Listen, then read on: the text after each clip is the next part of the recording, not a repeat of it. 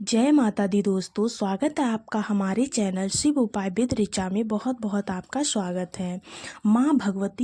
माँ दुर्गा की कृपा सदैव आप और आपके समस्त परिवार पर बनी रहे। चैत्र मास की शुक्ल पक्ष की प्रतिपदा तिथि से नवमी तिथि तक नवरात्रि का पावन पर्व हम मनाते हैं।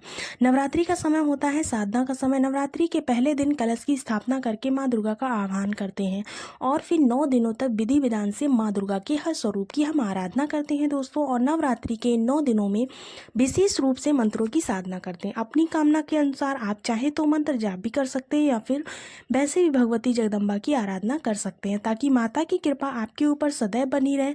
निष्काम भाव से माता की आराधना करने से किसी भी प्रकार की कामना हो बिना कहे ही पूरी हो जाती है। और अगर आपकी कोई विशेष मनोकामना है, जैसे कि धन प्राप्ति की कामना हो या फिर कर्ज से मुक्ति चाहते हो या फिर जीवन में सफलता चाहते हो, विवाह की मनोकामना हो या फिर संतान की मनोकामना हो, जो भी आपकी मनोकामना हो, आपकी मनोकामना के अनुसार आप मंत्रों का जाप कर सकते हैं, माँ की आराधना करते हैं और विशेष रूप से साधना करते हैं। तो यह समय विशेषकर साधना का समय होता है। नवरात्रि एक तरह से माना जाए तो भक्तों के लिए वरदान का समय होता है। साल 2025 में नवरात्रि कब से प्रारंभ हो रही है, कब समाप्त हो रही है? नवरात्रि के पहले दिन कलश की स्थापना करते हैं। तो कलश की स्थापना करने का शुभ मुहूर्त क्या होगा, किस प्रकार से कलश की स्थापना हमें करनी चाहिए, कलश की स्थापना और पूजा की पहले दिन की पूजा की विधि क्या होगी, इस बारे में इस बार कितने दिनों की नवरात्रि प्राप्त हो रही है, कन्या पूजन, हवन और कलश का विसर्जन हमें कब करना है। आप नवरात्रि के 9 दिनों में व्रत कर रहे हैं तो इस व्रत का पारण और शुभ मुहूर्त क्या होगा, किस प्रकार से आपको मंत्रों का जाप करना है, कौन से मंत्र का जाप करने से आपकी सभी मनोकामनाएं पूर्ण होंगी, नवरात्रि का महामंत्र क्या रहेगा। आज का वीडियो संपूर्ण जानकारी आपको चैत्र मास की नवरात्रि से संबंधित यहाँ पर मैं शेयर करने वाली हूँ। तो बहुत ही महत्वपूर्ण है आज की वीडियो को पूरा देख लीजिएगा। अच्छी लगे तो वीडियो को लाइक भी ज़रूर कीजिएगा, क्योंकि आपके लाइक से और कमेंट से हमारे लिए बहुत महत्वपूर्ण होते हैं, जिनसे मुझे पता चलता है कि आपको वीडियो अच्छी लगी या फिर आपको वीडियो अच्छी नहीं लगी, उपयोगी रही या नहीं रही। तो आप लोग कमेंट्स और लाइक ज़रूर कीजिएगा। सबसे पहले जानते हैं कि चैत्र मास की नवरात्रि कब से प्रारंभ हो रही है, परिवा की जो तिथि है वो कब प्रारंभ हो रही है।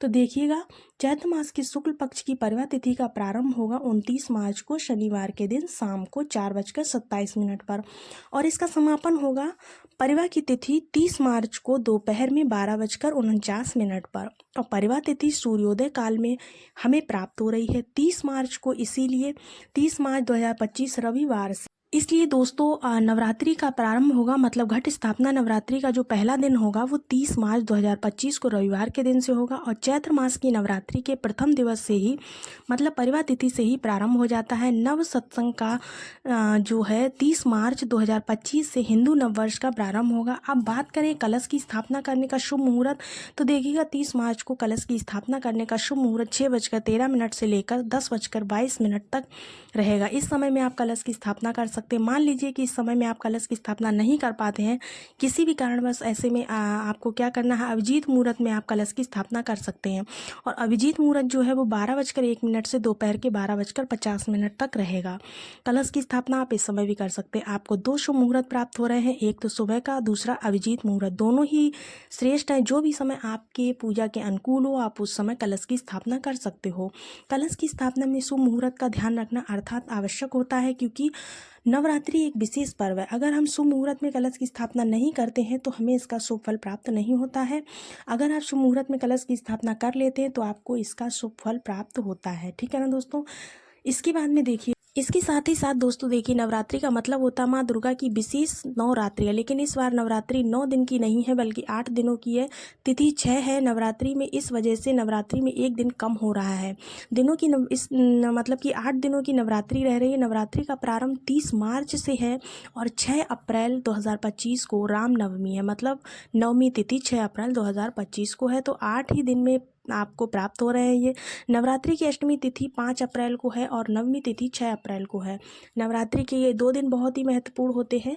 कई परिवारों में अष्टमी तिथि के दिन और कई परिवारों में नवमी तिथि के दिन कन्या पूजन कराया जाता है, हवन इत्यादि करते हैं। तो अपनी अपनी परंपरा के अनुसार आप इन दिनों में से, दोनों ही दिनों में से किसी भी दिन कन्या पूजन हवन कर सकते हैं। नवरात्रि के पहले दिन कलश की स्थापना कर रहे हैं तो प्रातःकाल जल्दी उठ जाइए, उठ कर के नित्य कर्मों से निवृत्त हो जाइए, स्नान कर लीजिए, साफ स्वच्छ वस्त्र धारण कर लीजिए और सबसे पहले भगवान सूर्य देव को जल दीजिएगा। आज नवरात्रि का प्रारंभ है, पहला दिन है। तो दोस्तों इस दिन आपको लाल रंग के वस्त्र पहनकर माँ भगवती की आराधना करती है। नवरात्रि में माँ दुर्गा का जो प्रिय रंग होता है वो लाल रंग ही होता है, लेकिन अलग अलग दिनों में, नवरात्रि के 9 दिन होते हैं, इनमें अलग अलग दिनों में माँ दुर्गा के जब हम अलग स्वरूपों की आराधना करते हैं तो भगवती जगदम्बा के जो स्वरूप होते हैं, प्रत्येक स्वरूप के अलग अलग प्रिय रंग हैं। उन्हीं रंगों को धारण करके हम माँ की आराधना कर सकते हैं। मतलब देखिएगा, ये जरूरी नहीं है कि आप हर रोज अलग रंग के वस्त्र पहने, लेकिन अगर आपके पास लाल रंग के वस्त्र अधिक है तो आप लाल रंग का वस्त्र जरूर धारण कीजिए, शुभ होता है। इसके साथ ही साथ आप आराधना कीजिए। बस इतना ध्यान रखिए कि काले रंग का या फिर नीले रंग का, जो गहरा नीला रंग होता है, इस तरह के वस्त्र मत पहनिएगा, ठीक है ना। रंगों को इस तरह से धारण करके माँ की आराधना करिए। इसके बाद में आपको क्या करना है, देखिएगा, प्रतिदिन की जो पूजा आप विधि करते हैं उसको आपको करना है माँ की जिस तरह से माँ के 9 रंग होते हैं उसी तरह से 9 दिन का 9 तरह का भोग होता है। हर भोग के बारे में जानकारी हम प्रतिदिन दिया करेंगे, तो आप चैनल पर बने रहिए। हर बार आपको हर दिन के हिसाब से भोग और रंग की जानकारी मिल जाया करेगी। तो प्रत्येक दिन वीडियो आएगा तो आप लोग ज़रूर देखिएगा, चैनल से जुड़े रहिएगा। आप अपने घर में जिस भी प्रकार से कलश की स्थापना करते हैं आप उस हिसाब से कलश की स्थापना कर लीजिएगा। दुर्गा माँ की मूर्ति या फोटो जो भी आप रखते हैं रख लीजिएगा।